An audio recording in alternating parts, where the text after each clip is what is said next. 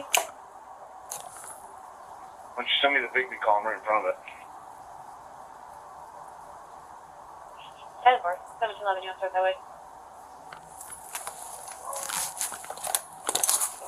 Letter.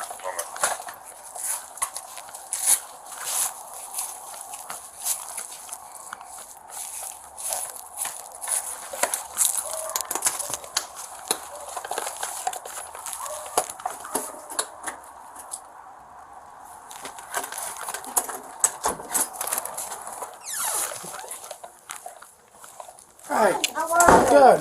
Looking for a Sue. Yep. She was on the phone. Let me see if she's done, okay? Alrighty, sounds good. She's waiting for you. Hold on.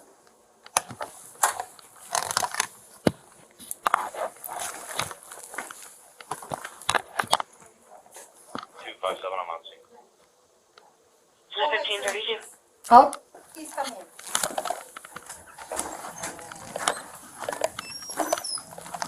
Hello. Oh, you don't have a mask? no. We got it over. Yeah. Thank you, Christy. Thank you so much. Sorry, we just gotta get us to do this. Appreciate it. Thank All you. right. Come on in, please. The office is here. Okay. Thank you. Hi, come on in. How you doing? Good, good. If you want to sit down, you may, or stand, whatever you are more comfortable with. So I just need to file a report. Okay. I'd already reported it to State of Michigan, the Attorney General, Ombudsman, and EPS. So I do still have to report it to you as well. We have a resident who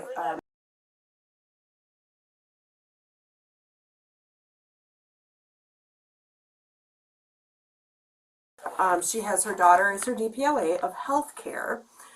In talking with her daughter, she said that I don't handle any finances. So she said this other daughter does it.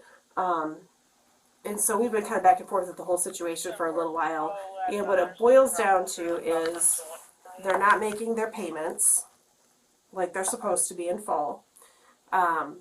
When Medicaid is determined for a resident, they give us, like, this is what they can pay every month. And it's based on what their income is. And so, you know, there's got to be money somewhere. And so the whole thing is a little, we're just kind of delving in to see where this money is going. Like, are they using it to spend it on stuff by themselves? We don't know. So that's kind of where we're at right now. The suspicion is there's money somewhere and it could be being used inappropriately. So that's why it's reported. Okay. And right now her balance has gotten up to $10,000. The poor resident, you know, we let her know what was going on. I don't know that she'll remember anything, but we did ask her, you know, let her know that, you know, her bills are not being paid in full, and would you like us to try to get someone else to pay those bills for you? So she did agree to that. So we're gonna try to become her rep payee for her, and if that's not gonna work, we're gonna actually go see if we can get a conservator for her, so that we take her family out of the mix of her bills. So, ultimately, you have a resident here.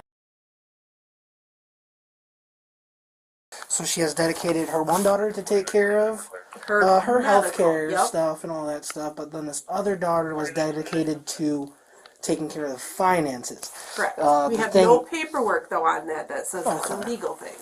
Okay, so it's just kind of, hey, take care of this. Exactly. Word of mouth on that. And their daughter's not making the full payments. There's a $10,000 balance That's been that the resident here owes you guys, and this other daughter obviously has not been paying that because it's. Yep. So she's been paying maybe like 2/3 of what she's supposed to be paying us. So every month we're short like between $600 and $700. Okay, have you guys talked to that daughter yet? Or yes, what has she said? She says that she doesn't have any more money yet. That the resident here has no more money? Yep. Okay. Which Is there anywhere we could, any way, have you guys confirmed, like, hey, these are the bank account statements? No, we don't have access to Don't bank have account that? statements. Okay. No, that's the thing, is we don't have access to that. Okay. So that one daughter is taking, care of the finances is big. Hey, there is no more money. That's why the stuff Yeah, is that's not how we're getting only paid. paying you this much. And I'm like, okay, well, but Medicaid's saying that there has to be more money because they're telling us that your patient pay amount should be, you know, $600-700 more than what you're actually paying us. Okay. Alrighty. What we can do is document. I don't think. What is your guys' policy on like people not being able to pay? If people don't pay the full amount, we can involuntary discharge them. Okay. And we don't want to do that, of course, because where's this poor person going to go? Yeah. That's what we're trying to figure out. I mean, ideally, I'm hoping that we can get some type of conservatorship or something over her. Then that way we can make sure that her bills are going to be paid. She's not going to be Kicked out. discharged. Yeah. Do you guys see this a lot with? I see it. I mean, not a lot, but But it does too happen. much. Okay. Too much. Yep. Let me. Do you by chance have an ID on you, or I can just get your name from there? Okay, it's Susan, Susan, Susan. Wortman, Wortman. Is that your last name? Yep. What's your middle name? Elizabeth. It's Elizabeth. Correct. Date of birth. Good phone number for you.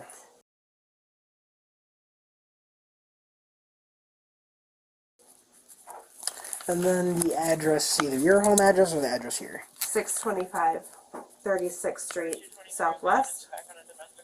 And that's Wyoming 49509. What's the, I guess the residence here's name? Margaret, Margaret. Margaret. Middle name? I don't have the middle name listed for her. Last name? Beach, Beech. And then do you have a date of birth on her? It's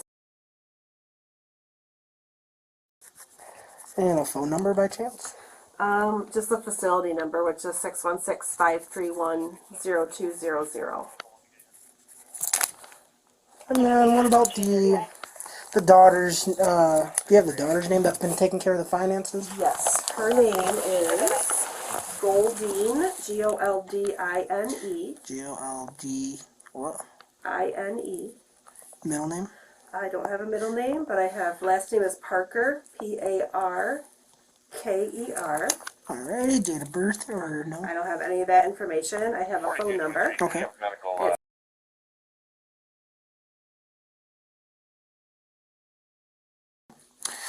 Alrighty, you got a chance to have an address for her or no?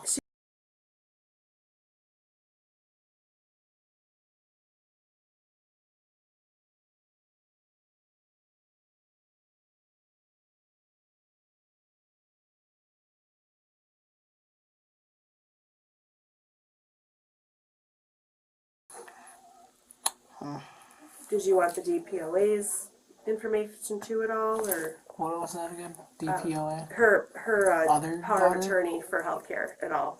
Just I should be good. So basically Okay. what we're going to do, there's not really, I guess we're under the suspicion right. that this, don't have any evidence we don't right have now. really any legit crime. Yep. I guess that this whole, the three of these people not being able to pay, it's unfortunate, but I mean, you guys see it a lot. I don't think it's really a crime. I mean, if they're out of money, then they're out of money, but we don't know what they're doing with the extra money. Right, because there should be money based on what the government has determined. So basically, all we're gonna really do, all I'm gonna try to do is contact one of these daughters, because I don't think the DPOA is really gonna do She's- too much. Yeah, she's like, It's really between you guys and these the patient and then the two daughters. Does the other daughter have an address by chance or no? yes, Lisa. Her address is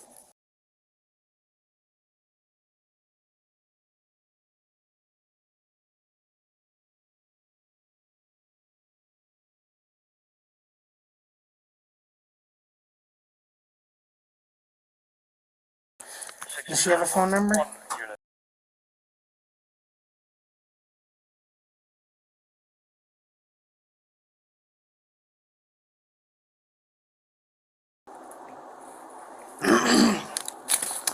Alrighty, so I will call around and hopefully they answer, Okay. and see what's going on, see if they tell me anything different. Because, yeah, like I said, we're just kind of under the vague suspicion of them doing something with this extra money that Medicaid is determined, saying yep, that they that should they have. So I'll give them a call. Okay. See, hey, that's Medicaid saying this, you guys are saying this, you're only paying this, where's the remainder of the money? We'll go from there. We can do a quick documentation of what's going on, just add these names that I got into a quick report. Okay. And just going to be a quick, literally, so-and-so has been staying here, Medicaid has been advising they have to pay this much. Sounds like Goldine has only been paying Like this much. Well, it was supposed to be paying $700, you said? No. More than that. Real quick. She only paying $200? Is that what you, or no? No, she's supposed to be paying like $2,100, somewhere around there, and she's only paying like $14. So somewhere there's that extra money floating around.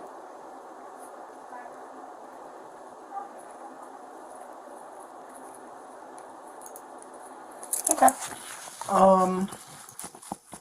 If you guys learn anything else, I guess you can let us know. Like, hey, okay, this is what this one sister's saying. This other sister is spending it all on herself. If that's something that comes up in your guys' investigation, you can give us a call and we can kind of see what we want to do.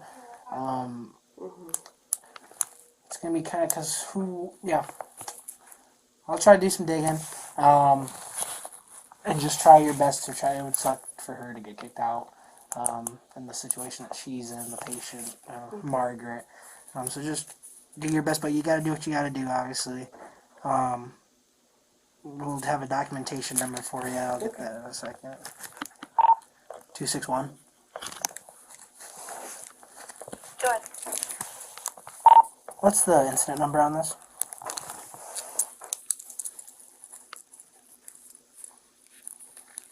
Williams 7847.